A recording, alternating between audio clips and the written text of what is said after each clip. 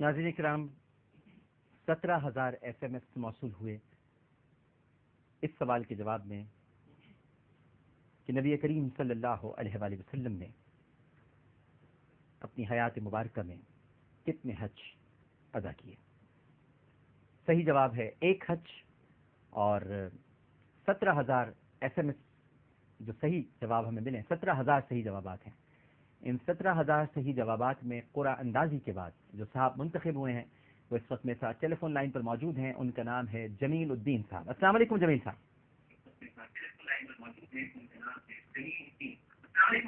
وعلیکم السلام۔ جمیل صاحب اپنے ٹی وی کی آواز اگر بند کر لیں آپ، تاکہ ہم بات کر سکیں۔ جی جمیل صاحب آواز آ رہی ہے؟ جی آواز آ رہی ہے۔ بہت بہت مبارک ہو جمیل الدین صاحب آپ کو۔ جی جی بہت شکریہ۔ ماشاءاللہ آپ کا حج کے لیے بلاوا آ گیا ہے، اور اب کچھ تھوڑی فارمیلٹیز ہیں جو ویزے کی ہیں، تو انشاءاللہ وہ ہم اس کو خود ہی ٹیکل کریں گے، اور آپ کے لیے ٹکٹ، آپ کے لیے وہاں سارا انتظام ہماری طرف سے انشاءاللہ ہوگا۔ تو اگلے برس اگر زندگی رہی تو پھر ہم بھی آپ کے ساتھ ہی جائیں گے انشاءاللہ انشاءاللہ۔ بہت بہت مبارک ہو جمیل صاحب آپ کو۔ بہت شکریہ آپ کا، بہت شکریہ۔ اور ناظرین کرام، دوسرے سوال کا جواب بڑا مشکل تھا، اور وہ 1 گھنٹے کے اندر آپ کو جواب دینا تھا، اور بہت ہی کم لوگ جواب دے پائے ہیں۔ بہت ساری SMS آئی ہیں، یہ بھی ہزاروں کی تعداد میں ہے، لیکن صرف 3 جواب درست اس میں موصول ہوئے تھے، جن میں سے ایک صاحب قرآن اندازی کے بعد جیتے ہیں، جن کا نام شاہزیب ہے، شاہزیب صفدر ان کا نام ہے۔ ان کا تعلق اسلام آباد سے ہے۔ جمیل الدین صاحب کا تعلق کراچی سے تھا، اور شاہزیب صفدر صاحب اس وقت ہمارے ساتھ ٹیلی فون لائن پر موجود ہے۔ میں نے سوال ہی کیا تھا کہ نبی کریم صلی اللہ علیہ وآلہ وسلم نے جو حج ادا فرمایا اور جو حج ادا کیا، اس وقت آپ کا حلق کس نے کیا تھا؟ کس خوش نصیب کو یہ سعادت ملی تھی کہ نبی کریم صلی اللہ علیہ وآلہ وسلم کا حلق انہوں نے کیا؟ ان کا نام تھا حضرت معمر بن عبداللہ رضی اللہ تعالی عنہ، اور یہ صحیح جواب دیا ہے شاہزیب صفدر نے۔ ہمارے ساتھ ٹیلی فون لائن پر موجود ہیں۔ السلام علیکم۔ وعلیکم السلام۔ جی شاہزیب صاحبہ بات کر رہی ہیں؟ جی شازیہ شازیہ، دیکھیں ہمارے لوگ نام تک صحیح نہیں بتاتے۔ شاہزیب صفدر، میں کہہ رہا ہوں کہ یہ خاتون نہیں ہو سکتی، لیکن وہ کہہ رہے ہیں خاتون ہیں۔ جی میں نے کہا جی بہتر، اگر آپ کہہ رہے ہیں تو خاتون ہی ہوں گی۔ تو شازیہ صاحبہ بہت مبارک ہو آپ کو۔ Thank you thank you. تو آپ نے یہ اتنا مشکل جواب کیسے دے دیا آپ نے؟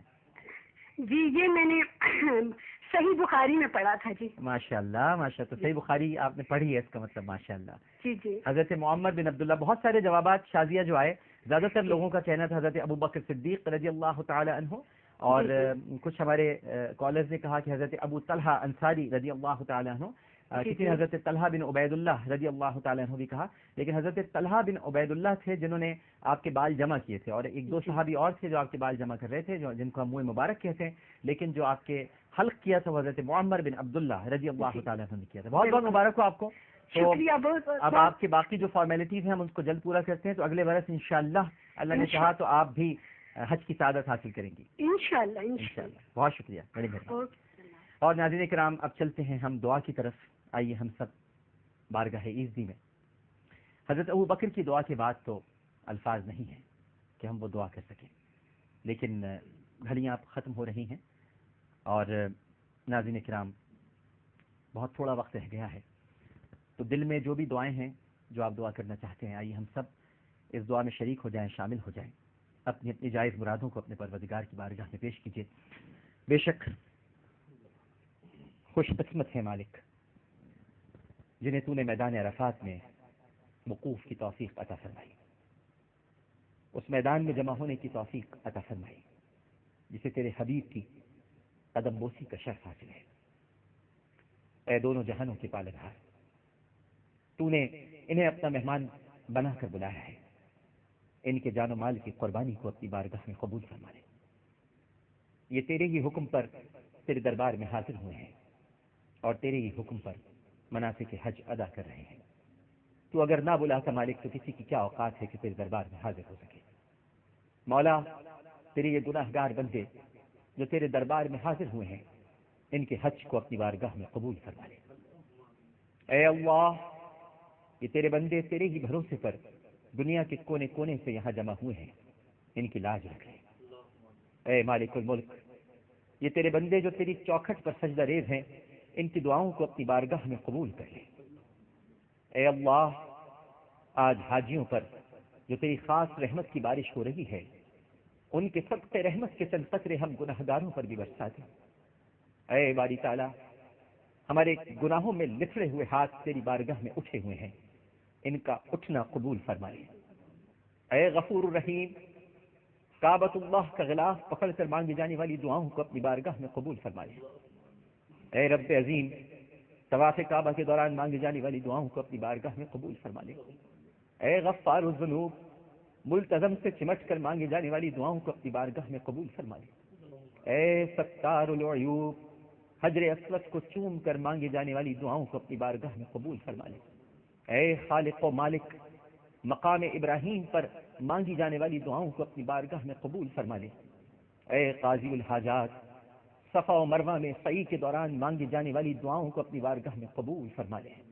اے حکیم و خبیر، منا و عرفات میں مانگی جانے والی دعاؤں کو اپنی بارگاہ میں قبول فرما لے۔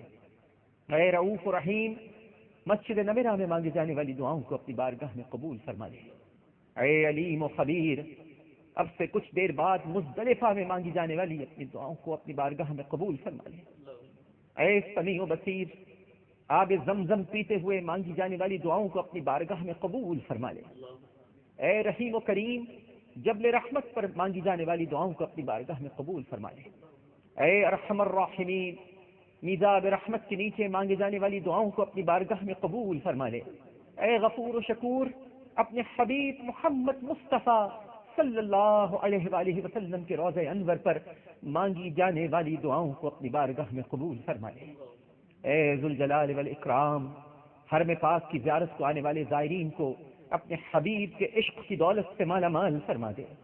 اللہ رب العزت ہمیں حرمین شریفین کی حاضری کی سعادت بار بار نصیب فرما، اور اس کی فیوز و برکات اور انوار و تجلیات سے پورے طور پر مستفید ہونے کی توفیق نصیب فرما۔ اے ہمارے خالق و مالک، ہمیں اپنی رحمت کے سمندر میں ڈبو دے، ہمارے روئے روئے کو پاک و صاف فرما دے، ہمارے تمام داغ دھبوں کو دھو دے۔ اے ہمارے پروردگار، آج خصوصیت کے ساتھ تیری طرف سے ندا آتی ہے، کوئی ہے جو مجھے پکارے میں اس کی سنوں۔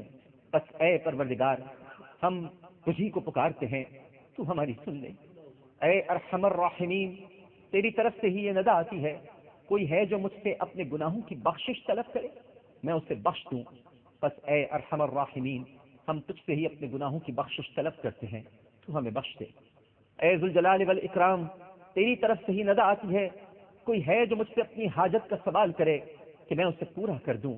بس اے ذوالجلال، ہم تجھ سے اپنی حاجتوں کا سوال کرتے ہیں، ہماری حاجتوں کو اپنے غیب کے خزانوں سے پورا فرما دے۔ یا مالک الملک، تیری طرف سے ہی ندا آتی ہے، کوئی ہے مجھ سے رزق کا طالب میں اسے رزق عطا کروں۔ اے مالک، بس ہم تجھ سے رزق کا اور رزق میں فراوانی کا سوال کرتے ہیں، ہمیں رزق اور اس میں فراوانی نصیب فرما دے۔ اے اللہ، اس مجمع کے منتشر ہونے سے پہلے اور ہاتھوں کے واپس لوٹنے سے پہلے ہم سب کی مغفرت فرما دے۔ اے ہمارے اللہ، ہماری کوتاہیوں سے درگزر فرما، ہماری برائیوں کی پردہ پوشی فرما، اپنی رحمت و کرم سے ہمارے تمام کاموں میں آسانیاں پیدا کر۔